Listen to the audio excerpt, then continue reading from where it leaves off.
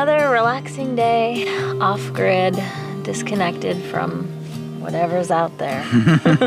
How's the water look today, bud? A little murky. What are we gonna do? Like, we need to drink water. The international borders for sailors are changing all the time. We really have no idea what's gonna happen.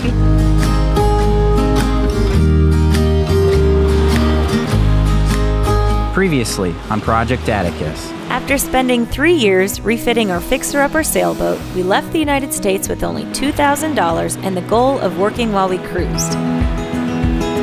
We made it as far as Isla Mujeres, Mexico, before we ran out of money and had to find work. For the next year, we did freelance boat repair jobs until we saved up enough cash to cast the lines and sail south to explore the Western Caribbean. Since the outbreak of the coronavirus, we've been adhering to a strict lockdown in Bocas Del Toro, Panama. Recently, we've received permission to leave civilization behind and travel to more remote regions of the archipelago. What you got there, buddy? Well, I was just doing some dishes with the salt water. I noticed something swimming around, and I was like, oh my God, what is it? It's a little baby shrimp.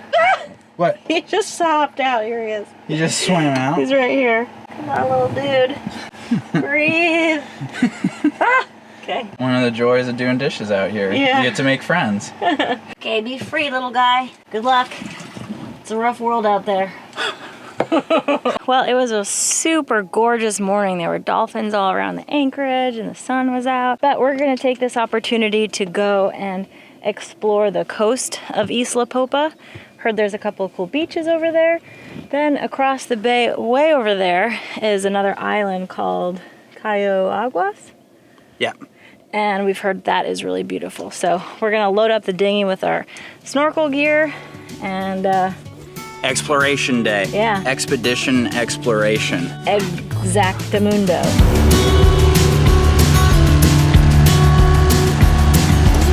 Hold on, buddy. Hopefully it's deep enough.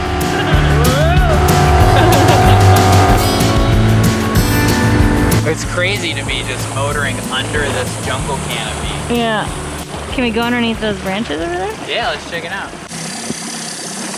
Yeah, it's kind of like at night, you know, when you have those sound noise machines. This is what they get it from. You know?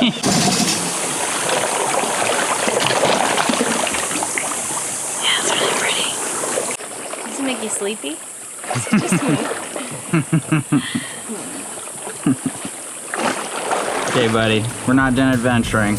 We're done. Time to wake up. Tapping out. Look at the mountains today. They've got like mist and clouds in them. Oh, it's so pretty. A little sketchy. There's some swell coming in that gets a little steep. Whoa, yeah.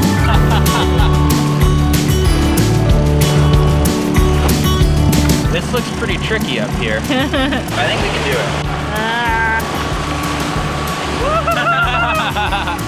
Oh boy. Yeah, look behind you.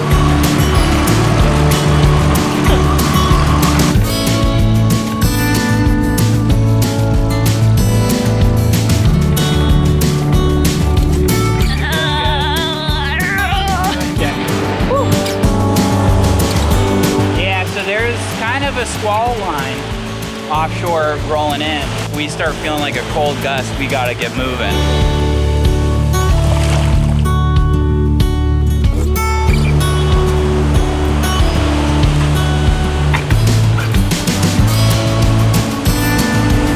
Oh, it's real roddy? Yeah. Don't do it. But I don't think it'll break. It'll just kind of gross. It might break though.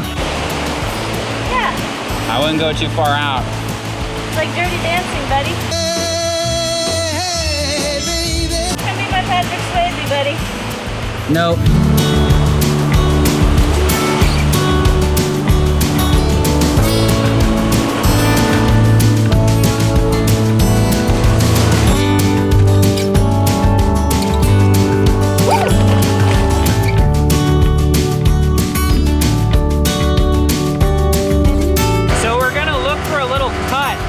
Goes through this island over to where Atticus is, but you can see there's kind of a village or a little town on this side.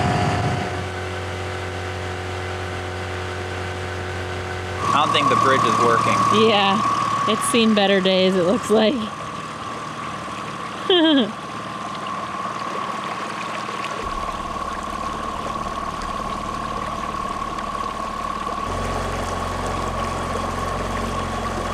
A lot of the houses, they'll build on the land, but then the coast will have dense mangroves, and so they'll cut like a little driveway into the mangroves so they can park their boat, like right there.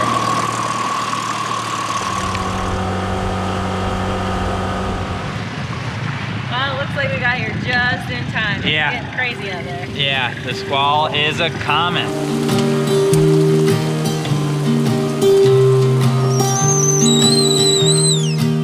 Man, this has turned into such a nice, cozy day. I'm really excited about my book that I've been reading, Iceberg. It's a story about this guy that sailed in a small sailboat to Antarctica. He just has so much misery and pain, and my favorite thing to do is to read about his near-death experiences while I'm drinking tea and eating, you know?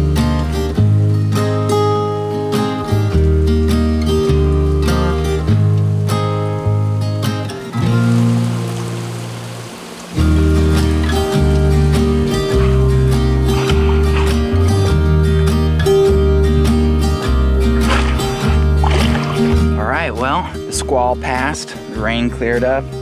Now we're just gonna kick back and watch the sunset and open a bottle of wine. Ooh, nice. And we're gonna watch the dolphins play. It's also a pretty cool time of day because all of the people who live at Isla Popa here and who commute to work at another farm or wherever, somewhere over the horizon, every day they come home around this time, around sunset.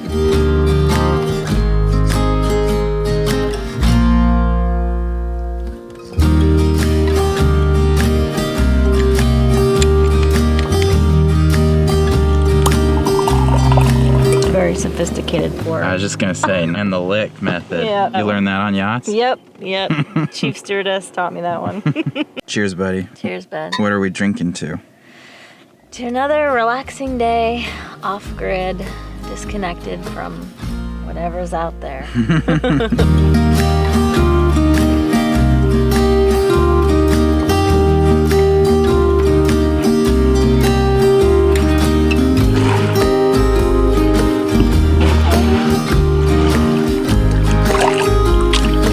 This is the coolest front yard and backyard. Just stick your feet in and hope for the dolphins to come play.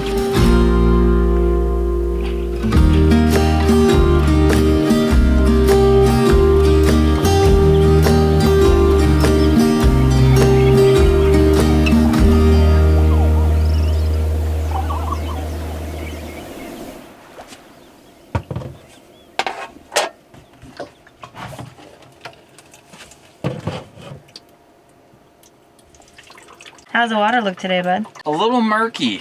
It's definitely on the murky side. We just recently had a African dust cloud come over Panama, and it's, you know, all over the boat. Especially you can see on the solar panels, they're really collecting it because they're horizontal surfaces. So we've been using this kind of rudimentary sediment filter. It's just a pillowcase. There's that dust. That's Africa. This is Africa. That's Africa. Africa. Even after we filter it, it's still a little murky, and you can just taste it. It tastes, I don't know, chalky. And so at first we're like, great, what are we gonna do? Like, we need to drink water. At some point I just thought to myself, highly purified and filtered water is something that's only existed for maybe 100 years. And so the vast majority of the human experience, slightly dusty water has not been a problem, you know? I don't know for a fact, but logically it makes sense. I'm not completely as convinced as Jordan is. So when I'm not tired, I started using this Sawyer water filter. Put the water in here, this, which threads on, and then you use the pressure of either gravity or you can get a little boost by squeezing it like this.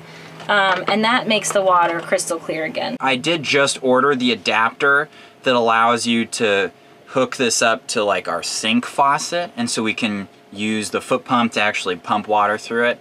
So we do have a solution on the way that will hopefully resolve this issue. This is the first time we've had this problem. We were planning on getting a water maker, and now, you know, that we've been living on rainwater, we're really rethinking whether we need a water maker, whether it's worth the expense to us, because I've been really thinking about where I'm gonna install the darn thing, and Atticus is small. There are a lot of options out there, but there's no such thing as a free lunch, and so it's just important to remember that water makers are expensive, they're complicated, they take a lot of electricity.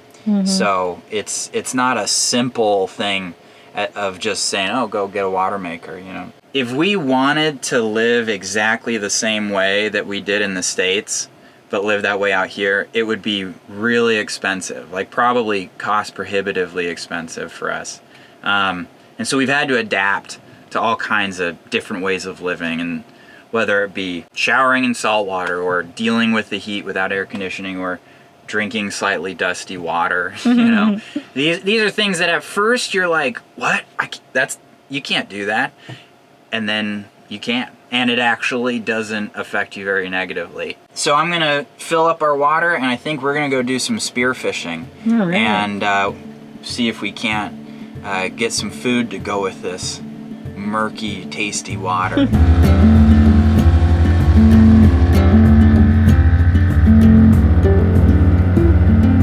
Well, we decided to come back to where we hopped in yesterday because we saw a pretty big looking triggerfish. We're hoping it's still there. It's really exposed, so there's a lot of just really uncomfortable swell.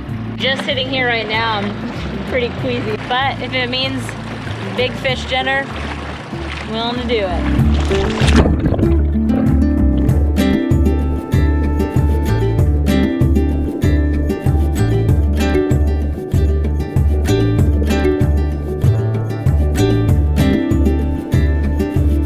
Porcupine fish. Darn it, I thought that was gonna be dinner.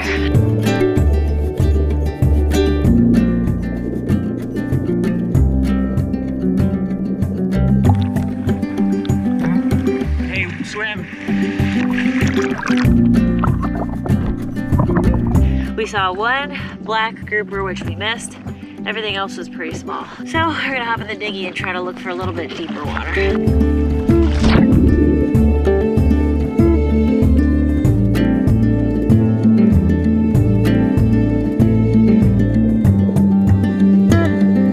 On our first deeper dive, I got really excited because I saw a pretty good-sized schoolmaster snapper, but he got spooked pretty early on and swam into a cave. So I approached him, pretending like I didn't notice him, looking everywhere else but right at him. This can be my only shot at getting a skittish fish to present themselves, but in this case, it didn't work. Just went deep in the cave and didn't come back out.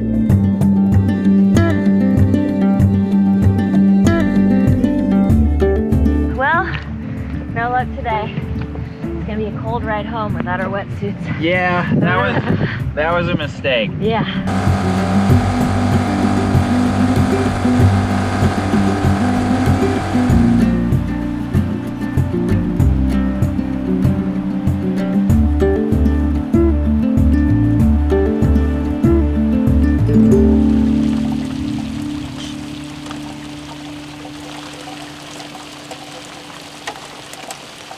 Well, it is a really rainy morning, actually pretty cozy, and I'm just making some breakfast while Jordan's up on deck getting the boat ready to move. So we're getting pretty low.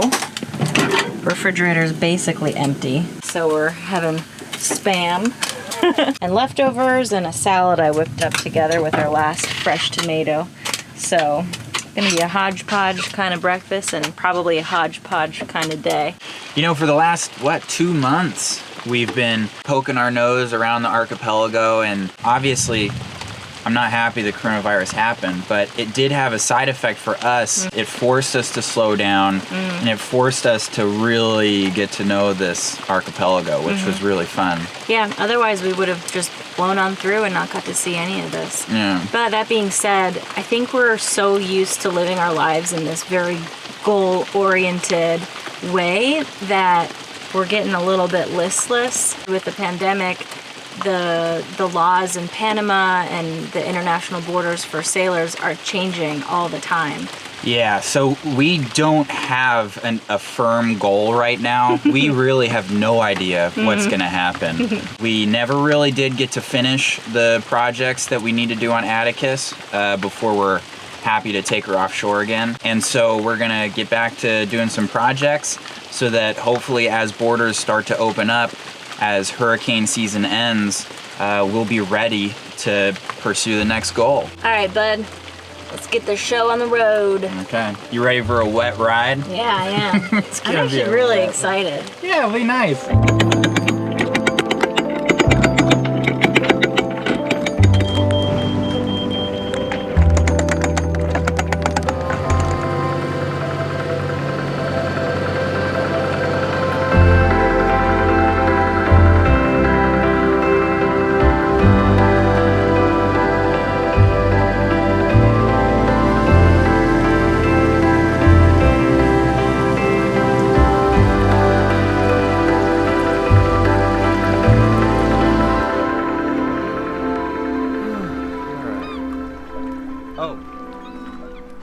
Hey guys, hope you enjoyed this week's episode. We wanted to thank some of our newest patrons. So to start off with our newest bosun level patrons, we've got Stephen Place.